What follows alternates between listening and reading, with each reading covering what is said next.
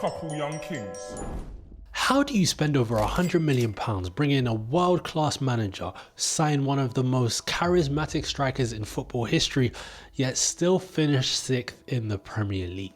Manchester United's 16-17 season wasn't a disastrous season. It wasn't like the 21-22 season under Ralf Rangnick and Ole, but it was incredibly underwhelming. The 2016-17 season had hype and hope entering the season, but this hope quickly gave way to frustration. Prior to the season starting, it promised a return to glory. It promised a return finally back to the top of English football, but it delivered mediocrity with a side of pragmatism. Yes, there were trophies, and important trophies there too, but at what cost? So by the end of this video, you'll see why this season, despite all of the silverware, felt more like a plaster than a blueprint for success. Post Sir Alex Ferguson, Manchester United had been a club in crisis for their standards. 3 years, 2 managers, 0 trophies left fans feeling starved of success. They wanted to bring in a winning manager and they wanted a return back to the top of the Premier League, where they saw even Leicester win the Premier League the season prior. Enter Jose Mourinho,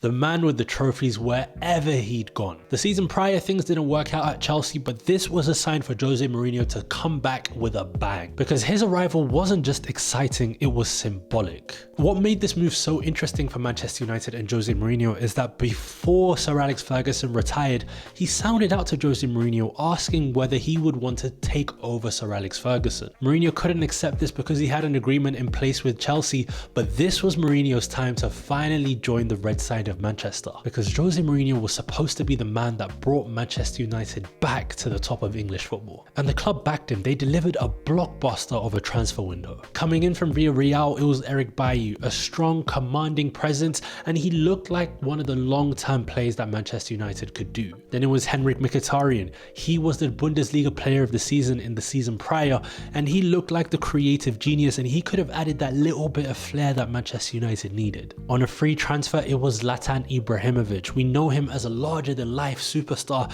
and he promised goals, leadership, and charisma back to Old Trafford. And most importantly, they broke the transfer record to sign Paul Pogba, the man who left the club 4 years prior to make his name in Italy, but he was back home. For the fans, this wasn't just a rebuild, it felt like a revolution. The Mourinho era was here, and it started with a bang. Because prior to the season started, Manchester United won the Community Shield and they started the season on fire, looking every bit like the title contenders they were hoping to be. Match day 1 was a 3-1 win over Bournemouth. Zlatan scored in his debut and Rooney and Mata added the extras and United looked sharp. Match day 2, it was a 2-0 win over Southampton. Zlatan scored twice, Pogba made his debut and things were starting to build. And then match day 3, it was a 1-0 win against Hull with Rashford scoring in the 90th minute. 3 games, 3 wins, 9 points, United sat at the top of the Premier League. For the first time in years, fans could finally dream of something big, and heading into that international break, it was Manchester United's title to win. But what happens when dreams meet reality? Well, on match day 4, it was the Manchester derby. Mourinho versus Guardiola, we remember all of their history back in Spain. Red versus blue.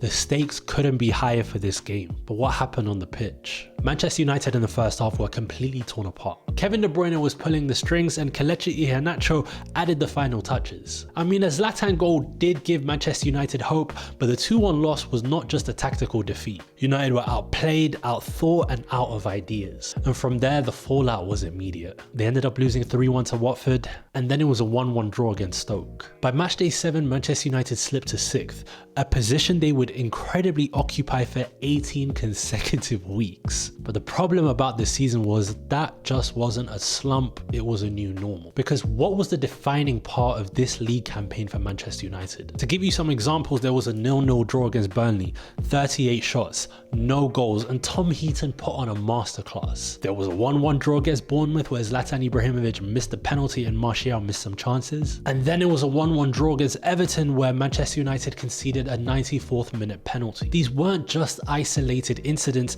they became a pattern, because whilst Manchester United dominated possessions, they created chances, they failed to convert. And these pragmatic tactics that Jose Mourinho deployed meant the team were defensively solid, but they were impotent in attack. And then there was Zlatan Ibrahimovic. I mean, if that season could be written around one player, it was Zlatan. Because at 35 years old, in his first season in the Premier League, he wasn't just good, he was a vital cog to the Manchester United system. With his 17 league goals, he accounted for nearly a third of Manchester United's goals in the Premier League. And if we talk about another competition, it was a match-winning performance against Southampton in the Carabao Cup final, scoring a late header to secure the trophy. But this dominance came at a slight cost, because younger players that saw promise from the season before in Martial and Rashford were sidelined to accommodate him, and the attack lacked the fluidity because everything was funneled through Zlatan. So when Zlatan suffered a season-ending injury in April, their lack of attacking depth became glaringly obvious. So could Paul Pogba step up and fill the void? Because Paul Pogba returned to Old Trafford with the weight of the world on his shoulders. The £89 million midfielder was supposed to dominate midfield battles, create chances, score goals. But what was the reality? Well, it was complicated. I mean, he did end up getting 9 goals and 6 assists across all competitions. They were decent numbers, but they weren't super transformative. But this isn't the type of player that Paul Pogba is. So when we look at his performances, how good were they? Well, the problem was that Jose Mourinho often played Pogba in a deeper role, limiting his creativity and forcing him to focus on defensive duties. The critics were talking about Pogba every single week, calling him overhyped and inconsistent. But despite all of this, you can really tell there was a top quality player. His goal against Swansea, that dominant performance against Chelsea, it really hinted at his true potential. So was Pogba misused, or did the price tag really set him up to fail? As Manchester United's league campaign drifted off into mediocrity, the Europa League became their saving grace. Mourinho ended up gambling. He rested key players in the league to focus fully on Europe. A nervy extra time win over Anderlecht in the quarterfinals, a tight 2-1 aggregate victory against Celta Vigo in the semi-finals, and then in the final, Manchester United produced a professional 2-0 win over Ajax. Goals from Pogba and Mkhitaryan secured the trophy and a return to the Champions League for Manchester United. This was a moment of triumph, but it came with an asterisk. United aren't really used to the Europa League. This isn't really their competition,